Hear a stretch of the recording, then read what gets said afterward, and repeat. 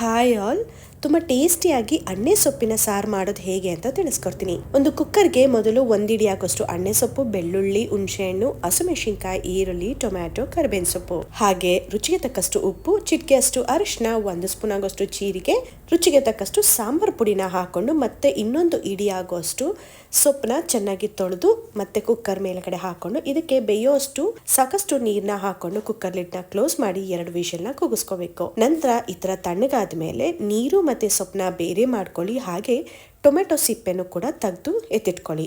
ನಂತರ ಇಲ್ಲಿ ನಾವು ಸೋದಿಸ್ಕೊಂಡಿದೀವಲ್ಲ ಸೊಪ್ಪು, ಎಲ್ಲದನ್ನು ಕೂಡ ಮಿಕ್ಸಿ ಜಾರಿಗೆ ಹಾಕೊಂಡು 2 ಸ್ಪೂನ್ ಆಗೋಷ್ಟು ತೆಂಗಿನ ತುರಿನ ಹಾಕೊಂಡು ನುಣ್ಣಗೆ ರುಬ್ಬಿಟ್ಕೊಳ್ಳಿ. ಹಾಗೆ ಸಾರಿನ ಪಾತ್ರೆಗೆ 2 ಸ್ಪೂನ್ ಆಗೋಷ್ಟು ಎಣ್ಣೆ, ಸಾಸಿವೆ, ಜೀರಿಗೆ, ಕರ್ಬೇವಿನ ಸೊಪ್ಪು, ಒಣಮೆಣಸಿನಕಾಯಿ ಇಷ್ಟನ್ನು ಕೂಡ ಹಾಕೊಂಡು ನಂತರ ರುಬ್ಬಿಟ್ಕೊಂಡಿರುವಂತಹ ಮಸಾಲ ಹಾಗೆ ಸೋದಿಸಿಟ್ಕೊಂಡಿರುವಂತಹ ನೀರನ್ನ ಹಾಕಿ ಕುದಿಸ್ಕೊಂಡ್ರೆ ಹೆಲ್ದಿ ಆಗಿರುವಂತಹ ಅಣ್ಣೆ ಸೊಪ್ಪು ಸಾರು ರೆಡಿ ಆಯ್ತು. ಇಷ್ಟ ಆಯ್ತಂದ್ರೆ ಲೈಕ್ ಮಾಡಿ.